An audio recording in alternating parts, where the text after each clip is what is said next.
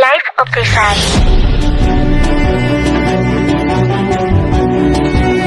All about Rizal's family. The Rizal is considered one of the biggest family during their time. Domingo Lamco, the family's paternal ancestor, was a full-blooded Chinese who came to the Philippines from Amoy, China in the closing years of the 17th century and married a Chinese half-breed by the name of Inés de la Rose. Research has revealed that the Mercado Rizal family had also traces of Japanese, Spanish, Malay, and even Negrito blood aside from Chinese. Jose Rizal came from a 13-member family consisting of his parents, Francisco Mercado and Teodora Alonso Realonda, and 9 sisters and 1 brother. Family tree of Rizal, paternal and maternal ancestors. Francisco Mercado, father of Jose Rizal. Domingo Lamco, Francisco's great-grandfather. Inés de la Rosa, Francisco's great-grandmother. Francisco Mercado, Francisco's great-grandfather. Cirila Bernocha, Francisco's grandmother. Juan Mercado, Francisco's father. Cirila Alejandro, Francisco's mother. Teodora Alonso, mother of Jose Rizal. Eugenio Ursua, Teodora's great-grandfather.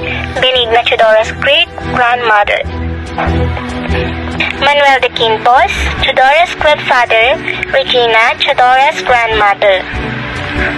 Lorenzo Alberto Alonso, Teodora's father. Brigida Quintos, Teodora's mother. Teodora's had 11 children with Francisco. Children of Francisco and Teodora. Saturnino Rizal, Jose Rizal, Pasiano Rizal, Concepcion Rizal, Narcisa Rizal, Josepa Rizal, Olympia Rizal, Trinidad Rizal, Lucia Rizal, Soledad Rizal, and Maria Rizal.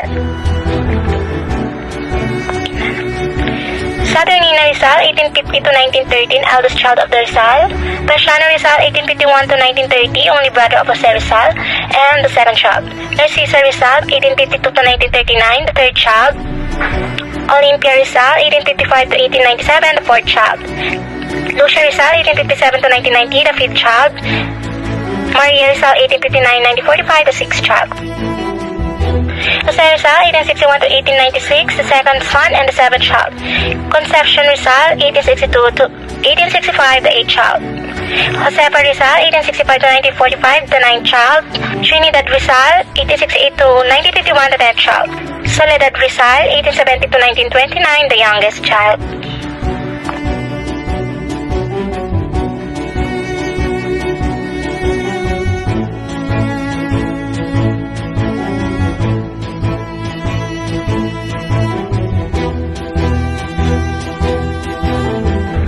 The family of Rizal. Francisco Mercado, 1818 to 1898, father of Jose Rizal, who was the youngest of 13 offsprings of Juan and Cirila Mercado. Born in Binyan, Laguna on April 18, 1818, studied in San Jose College, Manila, and died in Manila.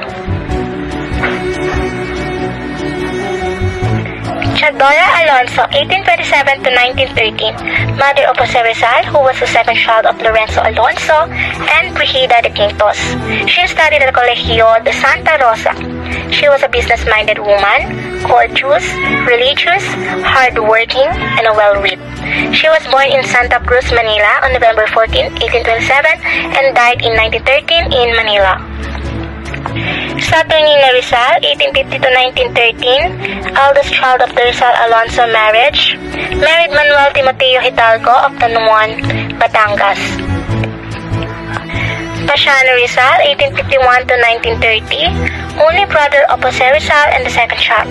Studied at San Jose College in Manila, became a farmer and later a general of the Philippine Revolution. Narcisa Rizal, 1852 to 1939, the 3rd child, married Antonio Lopez at Morong Rizal, a teacher and musician. Olympia Rizal, 1855 to 1887, the 4th child, married Silvestre Ubaldo, died in 1887, from childbirth. Lucia Rizal, 1857 to 1919, the 5th child, married Matriano Herbosa. Maria Rizal, 1859 to 1945, the 6th child, married Daniel Faustino Cruz of Binyan, Laguna. Jose Rizal, The second son and the seventh child, he was executed by the Spaniards on December 30, 1896. Concepcion Rizal, 1862 to 1865. The eighth child died at the age of 3. Josefa Rizal, the ninth child and epileptic, died as spinster. Trinidad Rizal, the 10th child, died as spinster and the latest of the family to die. And lastly, Soledad Rizal. The youngest child married Pantaleon Quintero.